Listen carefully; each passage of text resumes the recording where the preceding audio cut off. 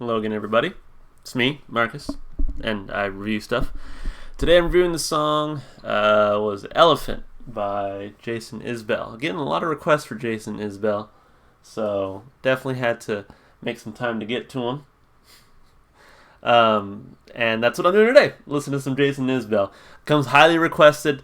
As I mentioned, a lot of people tell me he's kind of like Sturgill Simpson or like Tyler Childers.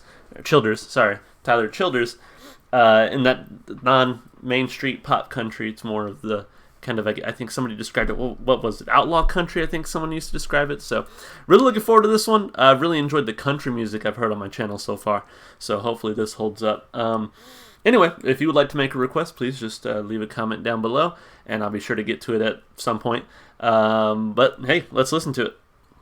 This is Elephant, Jason Isbell. Oh, then I caught the beginning there. Okay.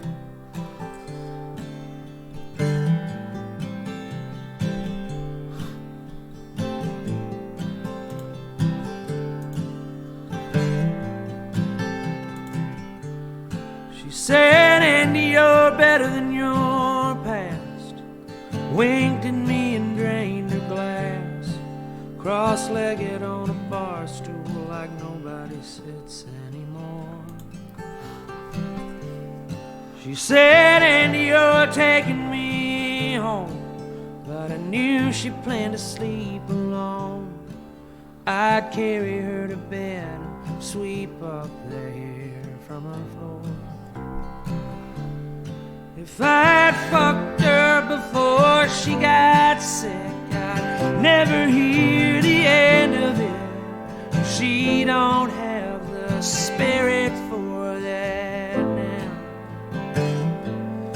We just drink our drinks and laugh out loud, bitch about the weekend crowd, and try to ignore the elephant somehow.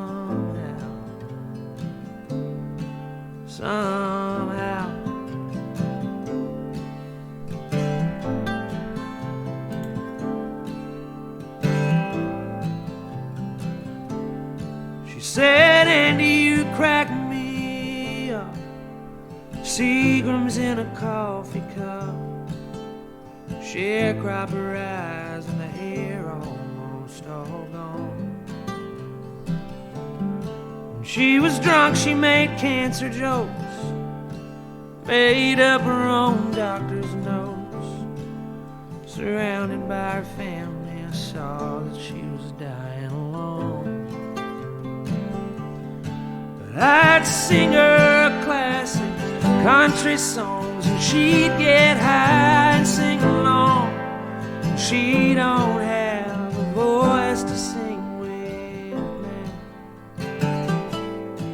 We burn these joints in effigy, cry about what we used to be, try to ignore the elephant somehow.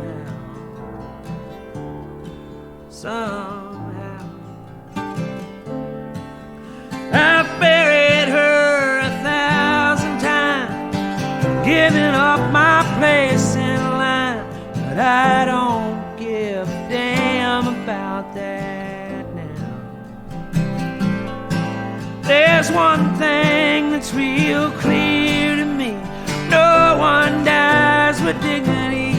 You just try to ignore the elephant somehow.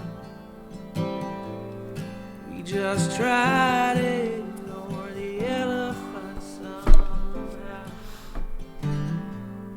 We just try to ignore the elephant somehow. Somehow.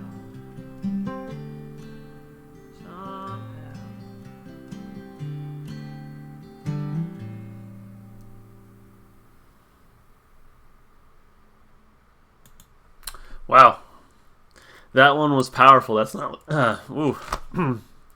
it's not what I was expecting at all. Wow, you know, my very first impression was that he's got a very lovely voice, and I was really enjoying just listening to him sing. I really enjoy that sort of just a man and his guitar, just a woman and her guitar, just, let the voice and the guitar kind of carry the song. Really enjoyed it. But man, this one hit heavy. The lyricism here was very, very heavy. So, not what I was expecting at all. I was definitely not expecting anything like, pop country, because we've talked in the comments, and I've talked before on my channel that I'm not really into the whole pop country thing, but I wasn't expecting that, but I wasn't expecting something so, I guess, dark. But I enjoyed it. Like, I really did enjoy this song a lot. Let me talk about why. Let's break it down like we normally do. So I'm going to go ahead and start with the lyrics. So let's see. Lyrics. She said, "Andy, you're better than your past." So I'm wondering if this is a story about someone he knows, or if maybe Andy's his middle name or nickname or something. I don't know. I don't know if this has actually happened to him, or like I said, someone he knows. But she said, "Andy, you're better than your past." Winked at me and drained her glass. Cross-legged on her bar stool like nobody sits anymore. So I think he's recalling the time that he fell in love with her. She said, "Andy, you're taking me home, but I knew she planned to sleep alone. I'd carry her to bed, sweep up the hair from her floor." So to me, like, he talks about the elephant, in the room, and to me, I would assume that's cancer or some other sort of, life-threatening disease. And so I wonder if he's sweeping the hair off of her floor because she's starting to lose her hair from treatments, from chemotherapy, or if it's just kind of her way to remember her. I don't know. This line was interesting. If I'd fucked her before she got sick, I'd never hear the end of it. She don't have the spirit for that now. So it sounds like he fell in love with her as she was sick, or maybe right before she got sick, and they didn't really ever have sex. And if they did, he would have never heard the end of it.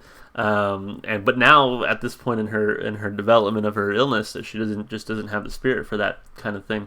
We just drink our drinks and laugh out loud, and bitch about the weekend crowd, and try to ignore the elephant somehow. So again, the elephant to me is like cancer. Like they're trying to go about their lives and enjoy their company together without having to worry about what's coming. She said, "Andy, you crack me up. Seagram's in a coffee cup." Seagram's is a type of alcohol, I'm pretty sure. So they're doing a lot of drinking and drugs, right? So sharecropper eyes and the hair almost all gone. So again, her eyes look tired, her hair's almost gone. When she was drunk, she made cancer jokes, and so that's how you know it's cancer. I mean, she's trying to joke about it to lighten the burden, lighten the load, right? Made up her own doctor's notes. Surrounded by her family, I saw that she was dying alone. Now that line has a lot of power to it.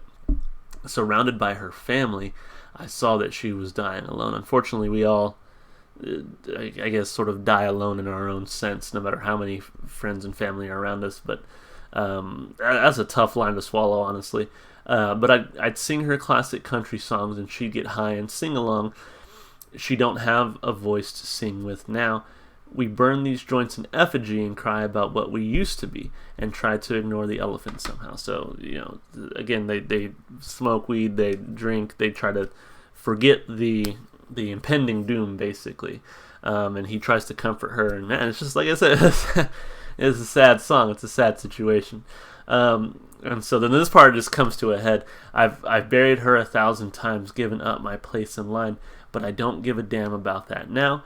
There's one thing that's real clear to me: no one dies with dignity. We just try to ignore the elephant somehow. So I think not only is the elephant cancer, but I think it's also just death, which is true. I mean, throughout life, we just try to ignore death as much as we can. We don't think about it, but it's something that we'll all eventually have to come to the end of our lives, and so it's just it is kind of the elephant always in the room, is that we could die today, tomorrow, you never know, honestly. So very powerful song here. I think the lyrics were very well written, very somber, but even sort of maybe even a little bit lighthearted. Again, like kind of sticking with the theme of the song, sort of ignoring the elephant. You have sort of this person talking about all the lighthearted things that come out of this tragedy before the tragedy eventually strikes. So I think the lyrics played well with I guess the theme of the song and the meaning behind it. and you sort of see this cohesive, I guess, moral or theme to the story. So lyrically, excellent. Give it 2 thumbs up for sure. But man, did it pack a punch. And sometimes you need that. I've always said that there should be music you listen to just to have a good time, to have fun, to enjoy listening to music. And there's other music that tells a story, or other music that you should listen to because it affects you personally, or it has such an important meaning to you. And this is, to me, that type of song. So, wow, lyrically, yeah, 2 thumbs up. Instrumentally, the guitar playing was nice. I think it added a nice somber tone to it. You kind of knew what kind of song it was going to be as the song went on. His voice was very pleasant. I could see him doing many other styles, I guess. It doesn't have to be all somber and depressing. I could see him doing more upbeat styles and more music like that. So I think his voice, I feel like it has some versatility to it, although I've only heard it in this one song. But I really enjoyed his voice throughout, so vocally fantastic. Instrumentally was great. I give it 2 thumbs. Why not? I don't think there was anything there for me to really grasp onto instrumentally, where I'm like, ooh, I want to listen to that song again because of the guitar. But I think it was competent enough, and it fit with the song's lyrics enough that it worked for what it was, and so I thought it was masterfully executed. As far as replay value, this is definitely one of those where you got to be in the right mood to hear it. So I wasn't in the right mood when I came into it, but just trying to give it a fair shot and give it a fair listen.